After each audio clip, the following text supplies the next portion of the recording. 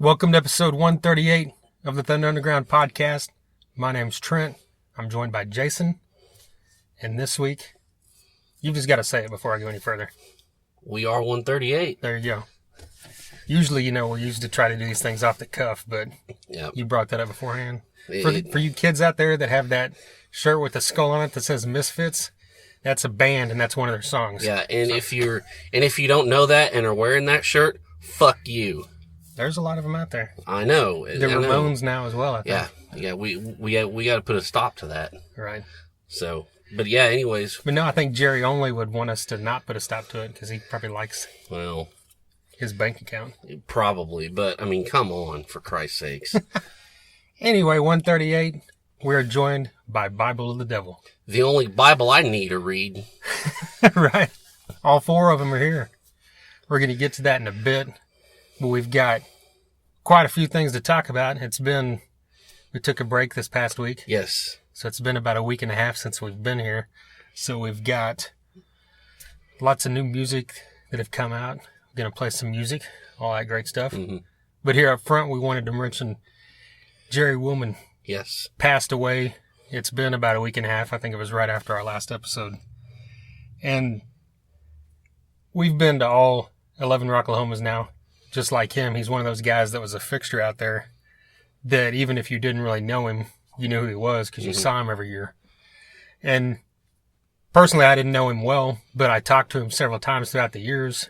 And remember this year when we got to Rocklahoma, we walked over to Camp Yeager, and, he walked right up with his flash fire paper he had that was badass, that magic paper stuff, and talked to us for a few minutes. And yeah, it was great to talk to him. Yeah, it's one of those guys that you think as a person, if you ever had to deal with anything, whether it be health issue or whatever, some kind of hardship, you hope that you could deal with it positively or in a good way. And this guy was a great example of that for anyone. Definitely. Yeah, he turned it into an inspirational thing, and that's the way you got to do it. Yeah. He suffered from neurofibromatosis. I believe I said that right. He had that sign that said, "Can you say this?" Yeah. Otherwise known as NF. And, so get out there and look this up. And he always did that Cupid's Undie run, and he posted a lot about that on Facebook. And I know the proceeds for that went to benefit the Children's Tumor Foundation. So get out there and honor Jerry and look those things up and, do what you can. And just as a person, try to live your life to the fullest, no matter what, whatever phases you in. He dealt with this his whole life, and he was as positive as anyone I ever met. Yeah, that's a lesson right there. Yeah. So, respect to him, and I know next year at Rocklahoma, there'll be a void. So definitely. Speaking of Rocklahoma, the first Rocklahoma, which we were at, just like Jerry, also featured Warrant and Firehouse. My two favorite bands from the genre. There you go. And I mentioned that because it was just announced this past week that they're coming together here to Tulsa. And, in the grand scheme of things, it's like, well, we've seen both these bands tons of times. The two of us have seen Warrant with Robert Mason on vocals. I've probably seen him now more with him than I did with Janie. Mm-hmm. And I just want to say this up front. We've said it before every time we've talked about, when we talk about the new album, whatever. If you're one of those people that are just like, you don't want to give something a chance because the original lead singer's not there.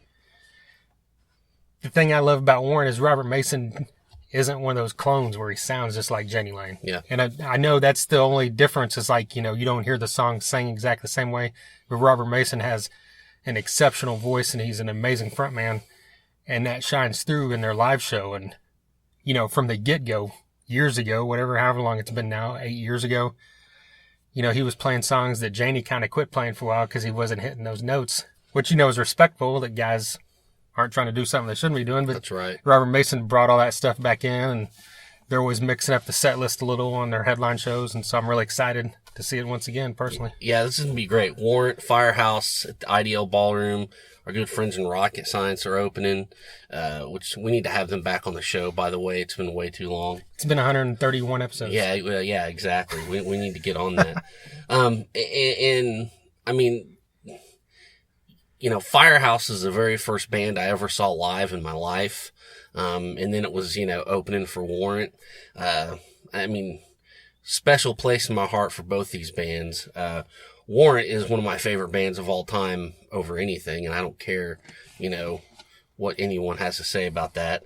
So this is just, I can't wait for this show, man. I cannot wait. It's going to be great. Yeah, the new album, Louder, Harder, Faster, is great. Yeah.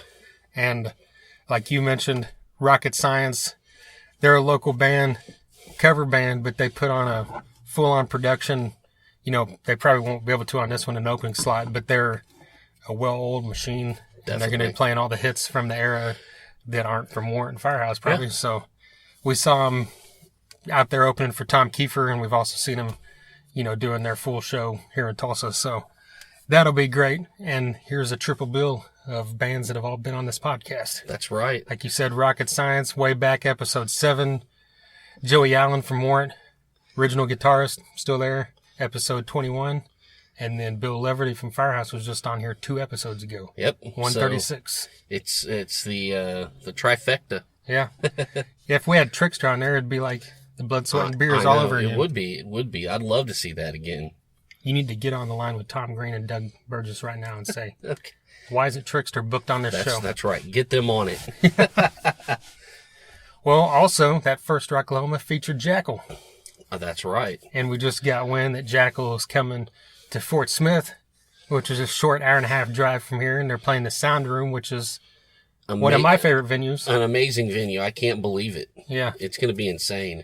Yeah, and to see Jackal there is going to be great. Yeah. And speaking of, we got a gift box. We haven't talked about this yet. Did we? Yeah, I don't. Did we? I think we did. forgot to on the last episode. I just wanted to throw it out there because it was just cool. It's badass. We have to talk about it. The Rocklahoma review episode. Yes. From, what's it been, about 2 months ago now. Yeah. Jesse James Dupree got wind of it. Yeah, and obviously Jackal played this year, one of the bands we talked in length about because it was one of our favorite performances of the weekend. Yes. And yeah, we got word from someone that works with Jesse James Dupree that he listened to it, loved what he heard, asked for our address, and we thought, well, that's cool. He's going to send us a shirt or something. No, he sent us... Yeah, he sent us way more than that. Several shirts, stickers, CDs, Jesse James Spirit hats. That I'm wearing right now. Right. And then 3 bottles of all 3 flavors of the Jesse James bourbon. Signed. The album signed, and even a thank you card. Yes. I'm like, who does that? Yeah, Jesse James Dupree, that's who. Yeah. And that's, and it's that kind of mentality. This is, why they're still going today. Yeah. And, hey, thank you very much for the care package. Without a doubt. So we would love to have him on here sometime. Yes. My guess is it'll happen sooner than later. I'm hoping so. Yeah. Well, do we want to, let's get into some music before we talk about these albums we're going to talk about. Here's a band from Poland. They're called Sermon, and this song is called The Road.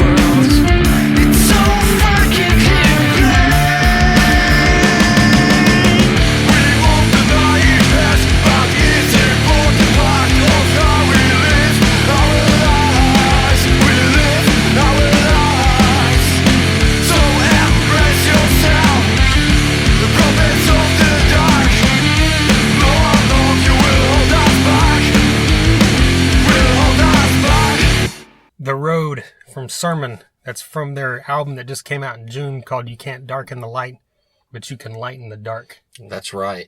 That's fantastic title right there. Think about it. Yeah. What's it all mean? That's right. It's like the double rainbow. Oh, man. I think that's the first band we played from Poland. I think so. So there you go.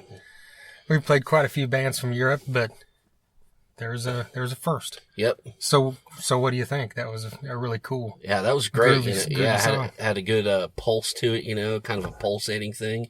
Really liked it, and then it kind of mixes it up at the end. It's cool. Yeah, that last 20 seconds kind of goes a little bit heavier there. Yeah, that's awesome.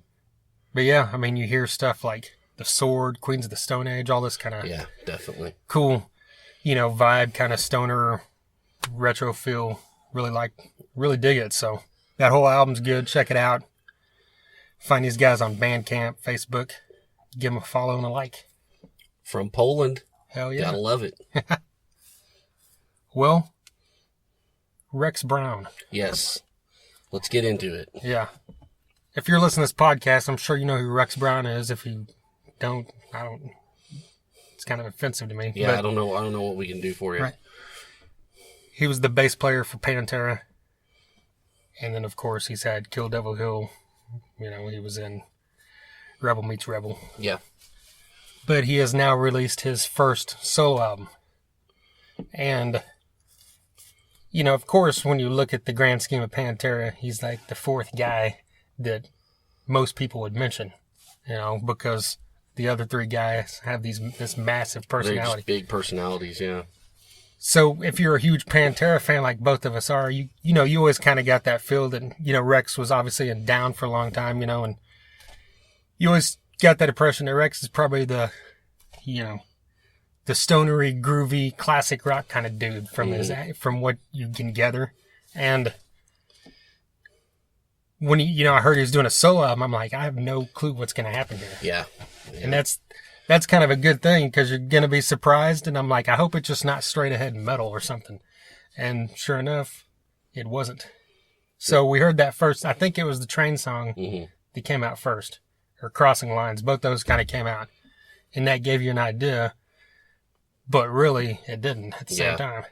So when you listen to this album, the first thing that jumps out when you listen to it straight through is those first four songs really have this, you get the idea, okay, I see what he's doing, and then it changes. Yeah. From there, the rest of the album's all different. Every song's a little bit different. I'm like, to me, that the first thing that I noticed after one listen was like, this is exactly what a solo album should be, where it's just a guy doing stuff, whatever the fuck he wants, really. Yeah. And doing stuff different than what you expect from a guy from Pantera and Down and Kill Devil Hill. Yeah, I mean, I thought, kind of like you, I was like, man, I don't know where's this going to go? What's he going to do? We don't know. And when I heard it, it made sense. I'm like, that's kind of what I maybe figured it might do. It was, it's hard classic rock. It's kind of got a southern thing going on a little bit. I Crossing Lines, I mean, it's just a fucking perfect song. I love that song. Yeah. And there's songwriting chops on this record. This isn't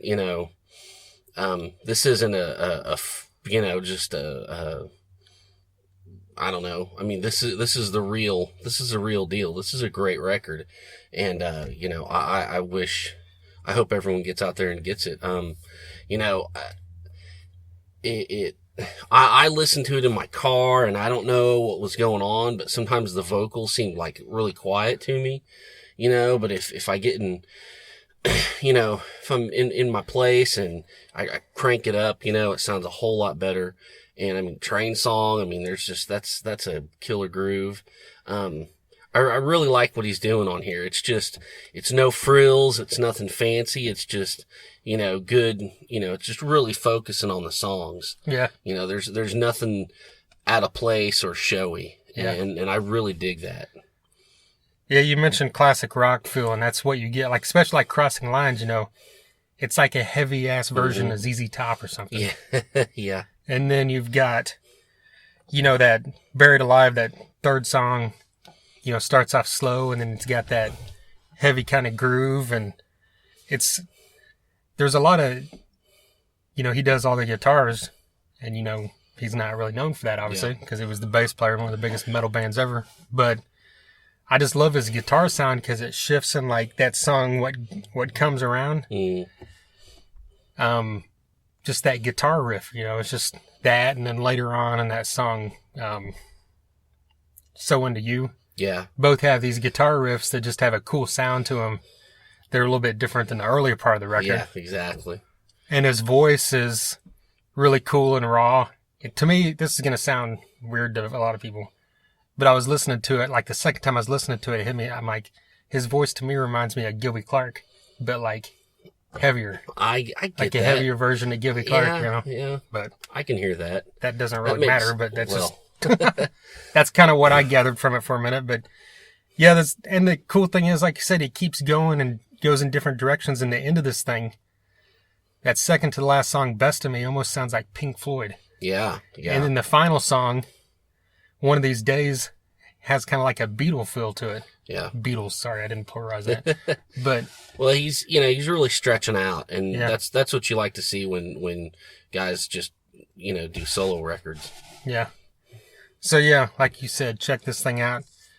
If you're a huge Pantera fan, you're not going to get Pantera from this. No. But if you're a fan of the four guys in Pantera, and you like Down, Superjoint, Hell Yeah, anything that these guys do, this fits right along the lineage of this band putting out great albums. Exactly. So yeah, get out there and check out. We didn't even mention it's called Smoke This. Smoke on This. Oh, Smoke on This. Sorry. Yeah. So yeah, Rex Brown, solid effort. We'll see if it makes our top 17 of 2017 list. Well, do it. Yeah. We'll see. Another album that is eligible, I think, for that list. Oh yeah. Pretty good chance is the new song or the new album called 0 Days from Prong. Yeah. First listen, holy shit. It's just like every time, that's the thing with Prong. It's like they haven't released anything recently or even ever that I didn't care about. Never, yeah. But here we go. It's 2017. Since Carved in Stone came out in 2012, they've now released 5 albums in the past 6 years. Yeah, they're pretty prolific. And I mean, in this day and age, that's extremely uncommon. Yeah. People will release an album every few years, or they'll release EPs or singles. But here's Tommy Victor and Prong just pumping out albums. And the thing is, they weren't ever a band that sold a ton of albums. Mm-hmm. Even back, in the day with Cleansing and stuff, Beg to Differ, where they had some, radio and MTV Headbangers Ball success, they still weren't having gold and platinum albums. Yeah. But they're still pumping them out just because I think he loves making music. Yeah, and people show up, so yeah, and that's what you got to do. I mean, if you're, they don't have the luxury of a band like Metallica where they can go 8 years. Right. I mean, bands like this, they got to keep at it. They got to keep working, and we reap the benefits as the fans because I mean everything they put out has been great. Yeah. And this album is. I noticed this album. His vocals are a little bit more kind of getting back to what they used to be. That's the first thing I noticed. Cool. Which is great. I mean, none of this is bad because I like it all. But his vocals are a little bit angrier on this record. And I just got to say, Divide and Conquer is one of the coolest fucking songs in the world. Right. I mean, you hear that and you'll be singing it all day. And it's it's another one of those songs that kind of strays slightly from the hard-hitting, relentless Prong. Yeah. It's got a little more catchiness, some melody to it. And that, that's great. Like the last album we talked about, was it Ice Runs Through My Veins? Or is that what it's called? Yeah. Like that's the same kind of thing. And, but yeah, that Divide and Conquer is that first one that just jumps out. Blood Out of a Stone's kind of similar in a way too as well. But when I listened to that first thing that I noticed, because we've talked about this before, that these last few albums, I really thought his voice has changed over the years, but changed in a good way, because a lot of guys don't seem to get to be better vocalists as they age. It's usually the opposite way. Yeah.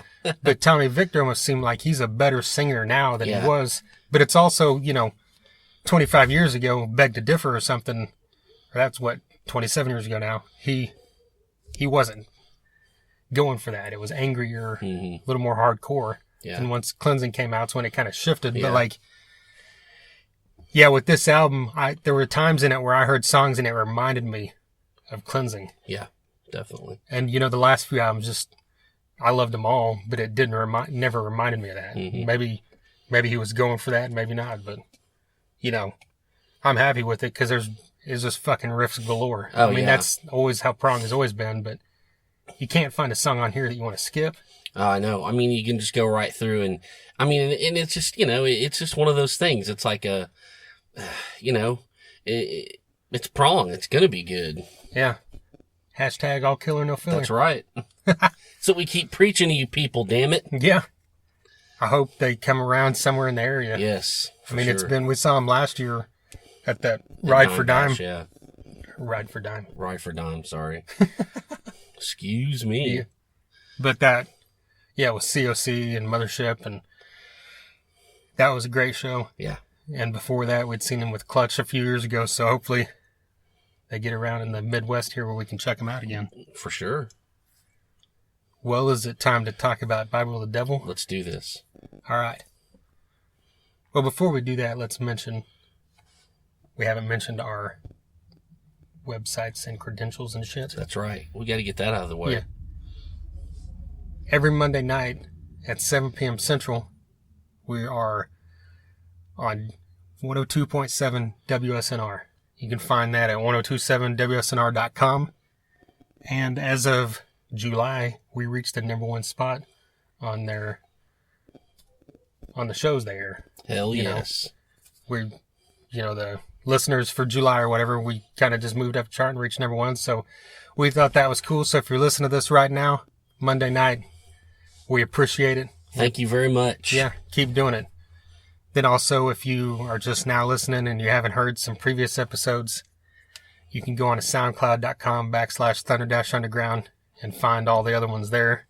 We're also on YouTube at The Thunder Underground, TheThunderUnderground.com, and Facebook /The Thunder Underground. But anyway, a few weeks ago now, I think it's 3 weeks ago or so, Bible of the Devil came through town. We got out there and sat down with all four of them at the Mercury Lounge in Tulsa. The world famous Mercury Lounge. Yeah. I know you used to frequent that place quite a bit. Yes. That kind of dropped off, but I work with a buddy who pretty much lives there. Oh, really? And he always says the world famous Mercury Lounge. Right. So it's a cool place, man. It's a great place. Yeah, it's got a small stage and it's a small bar, but it sounds good. Yeah. It's not one of those places where it's small and it just sounds like a wall of sound where you can't tell what's going on. Yeah. So I've always loved seeing shows there. When we saw The Shame there a couple months ago, didn't we? The Shame, when we saw that's the first time I'd been to a show there in 2 or 3 years at least. So it was kind of cool to get back and got out there for Bible of the Devil. And these guys just have they're out of Chicago, Illinois, by the way. They have a great retro kind of 70s mix, somewhere between 70s rock and stoner rock, just somewhere there in the middle, I think is where they would fit. And they've got a great sound, great live band, so it's kind of cool to be able to sit down and talk to all four of them, I think. Definitely. So are we ready to get into this? Roll it.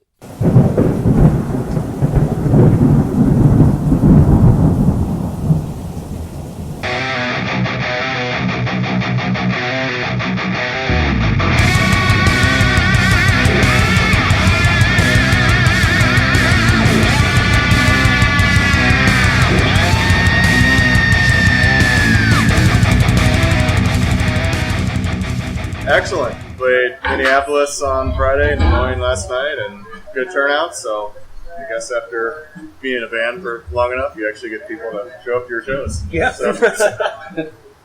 You guys do that where you don't go out? I mean, how often do you go outside of Chicago? Like, how often do you do? We used to a lot in the whole band's career, but the last few years or so, kind of just do the important shows. So this is kind of a longer tour for us right now. Usually we just do like kind of weekend dates, or as long as the show's good, we'll probably do it. But we don't want to do anything that sucks anymore. Right. Yeah. things changed in terms of being able to do longer tours for rock and roll these days. A lot of entertainment options out there. Yeah. They're like sitting at home doing nothing. Bitching that there's nothing to do. Yeah. When there is, they won't go out anyways. Right. Well, have you hit any new cities on this one, or is it just places you guys been before? I think we've pretty much hit every city at least once before. It's been about 16 years since we played Tulsa. So, played in a garage last time. So this will be an actual official real show. Yeah, other than Greg, Greg is the only member of the band that's played Tulsa. The rest of us have all. Yeah, first time for me. Yeah, okay. It's starting off good here, though. Yeah. See, like people like rock, so Yeah. it's helpful. Well, how was that garage gig? There was a bunch of kids there, like high school kids, and like a bunch of skinheads and stuff. That was interesting.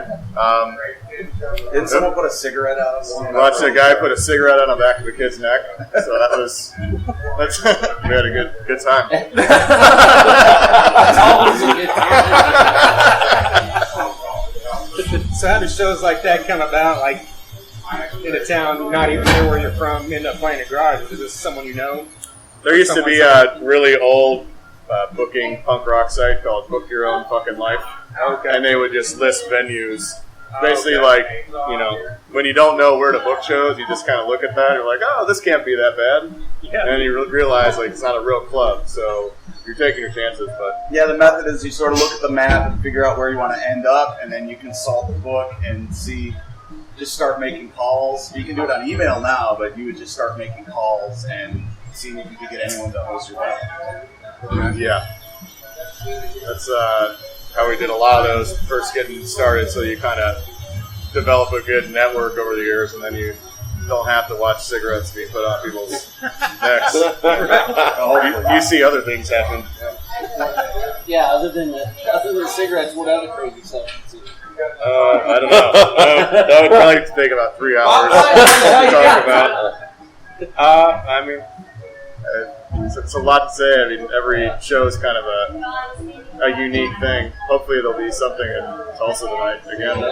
Uphold the legend. Yeah. Any other like weird places along the way in the last 15, 20 years? Oh, I don't know, Nate. I mean, yeah, absolutely. All sorts of weird places.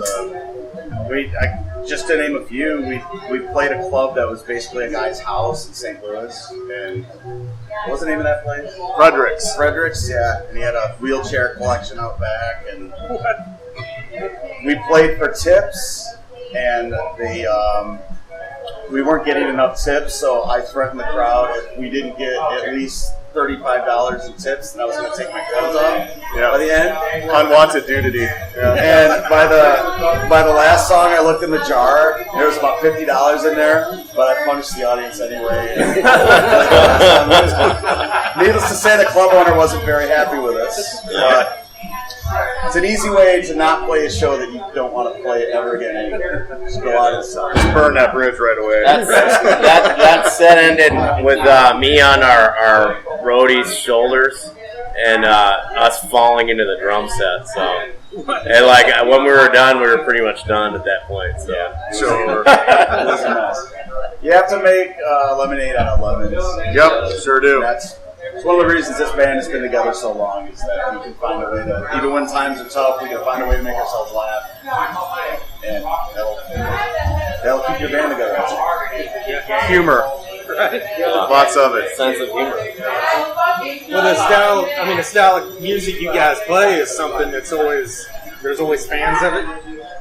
So There are? Well, hey, Cool. me and him. I mean, I'm always- glad that was your question. I'm trying to say a solid fan base. It might not be like Katy Perry size, It's like, Yeah.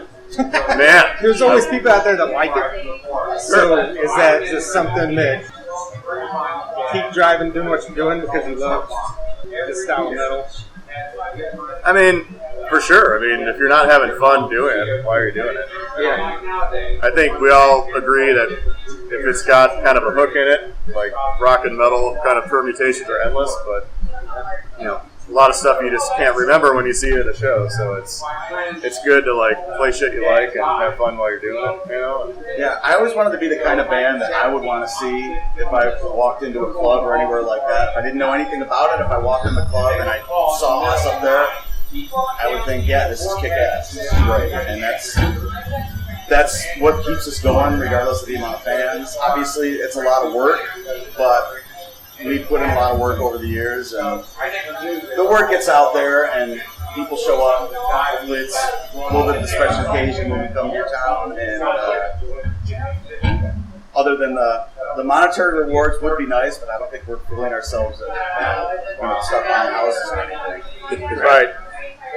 I mean, it's nice that people like it. I mean, we kind of do it anyway, and it's kind of like it's kind of a pleasant surprise that it's like even if we're not going out as much, and people like still really want it. There's a lot of like energy and excitement for us coming.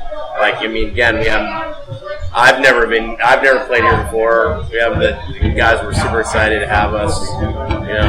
It's a good time. We get to play the music that we like. People like it. It's cool with us. Are you guys doing this tour with High Spirits? You guys been friends with them?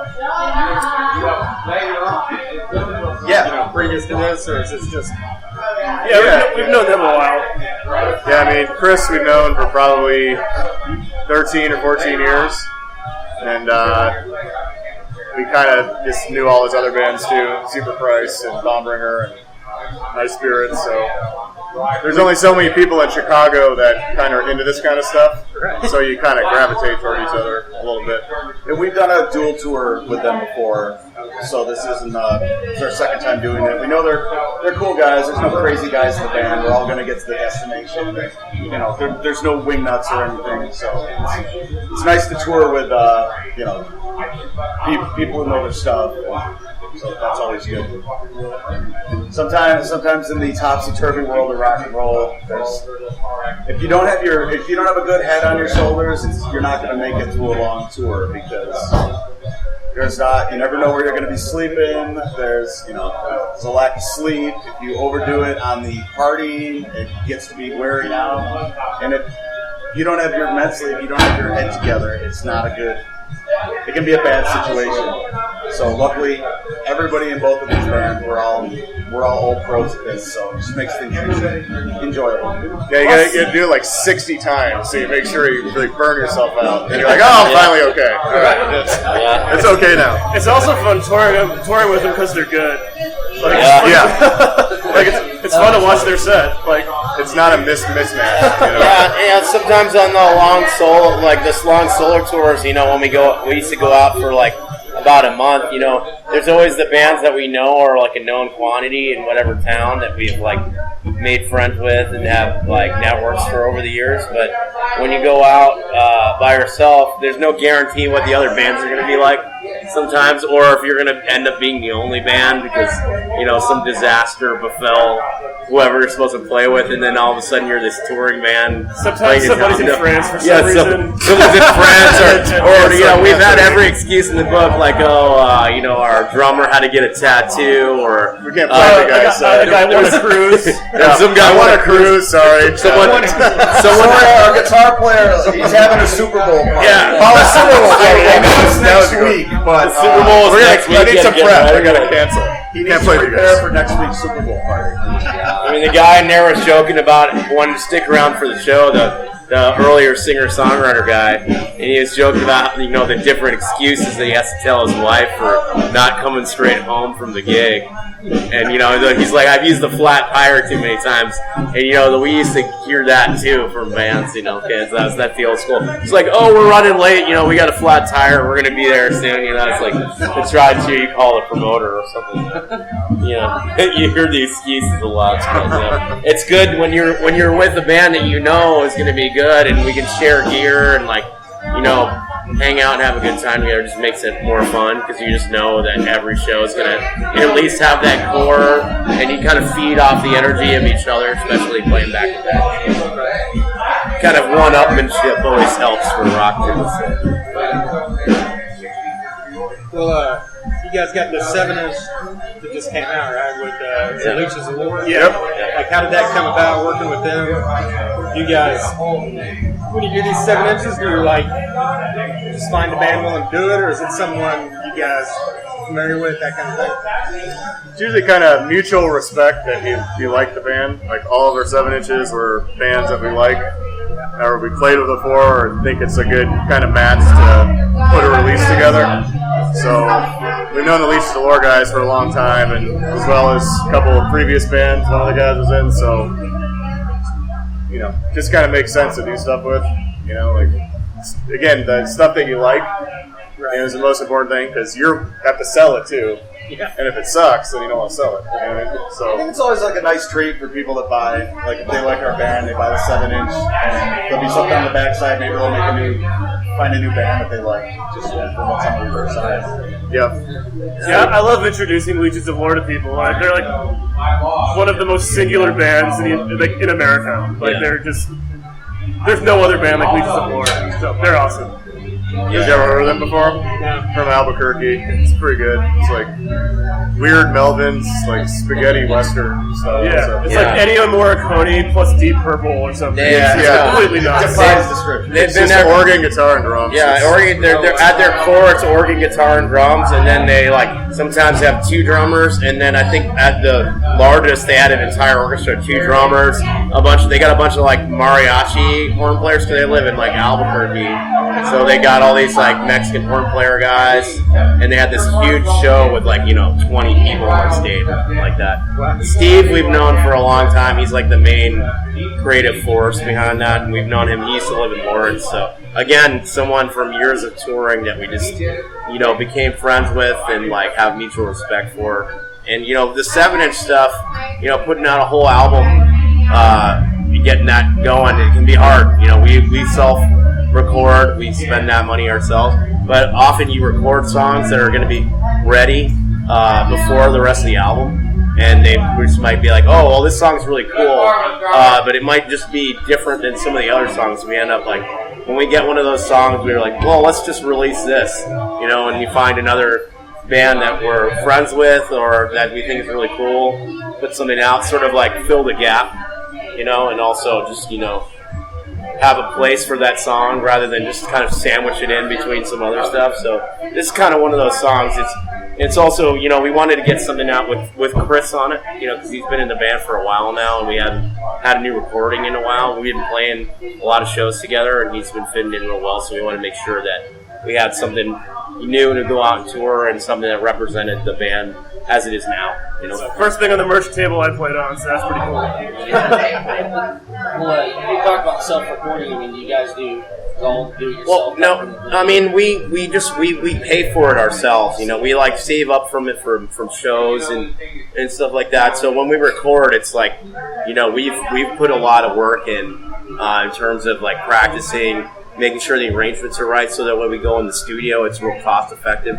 We're not spending, when we go in the studio, we all work, We're not Van Halen it. Yeah, we're not sitting there. Looking at you for your, so when we go in there, we go in there and we try to really knock it out, as quickly as possible, and we try to make it represent the band. Although Nate likes to play a lot of guitar solos, so we'll add we'll add some stuff sometimes, that'll be that we can't necessarily always, because it's an album, we want it to be cool. We like albums. We're I guess old musician types that listening to whole records and what people do on there, So if we can add something cool on there that, I mean, we don't have enough money to hire the London Philharmonic Orchestra or anything, but we like to make something a little bit extra cool.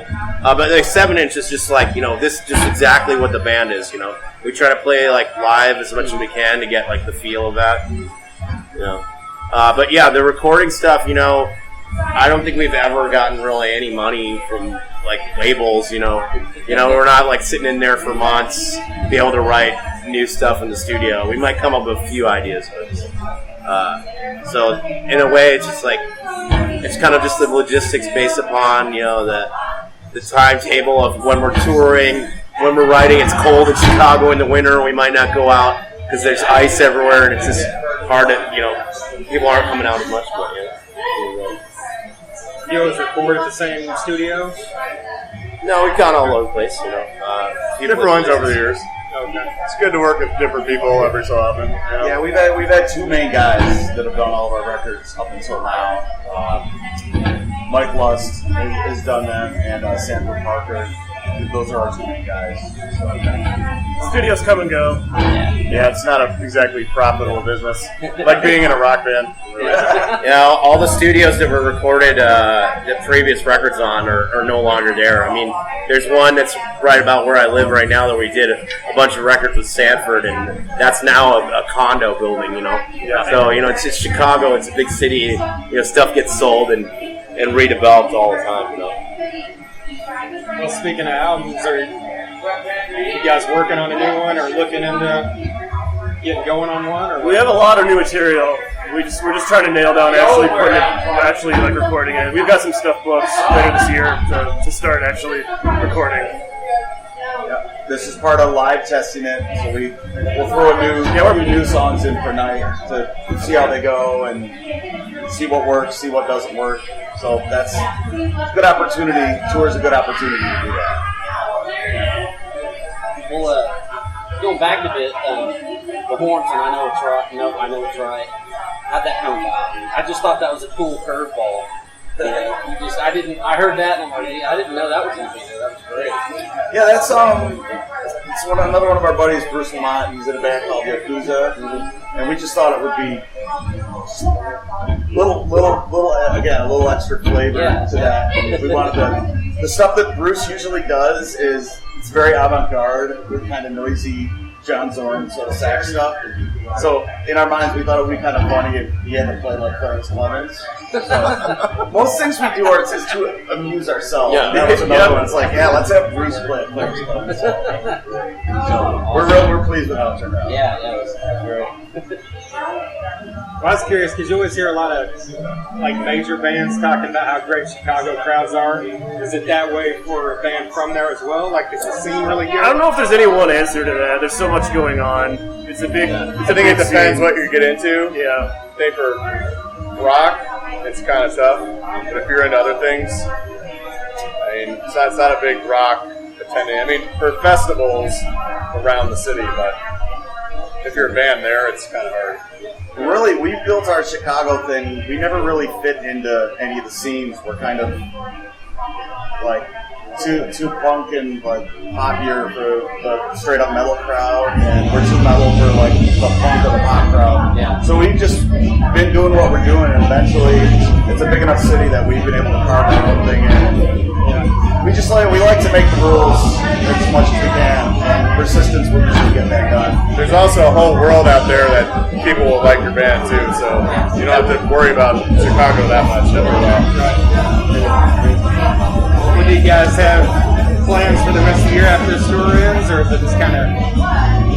The major thing is getting a new record finished. So pretty much as soon as we get back, we're going to get cracking on the rest of the pre-production for that. Get into the studio another couple of months and just see how it goes. As real life goes on with everyone. Of course, we all have day jobs and things like that. But the wheels starting to turn for the new record, so that's really exciting. We've gotten a lot of the writing done. It's just kind of a matter of editing and refining. So Corey will help with that. And lyrics, I won't forget.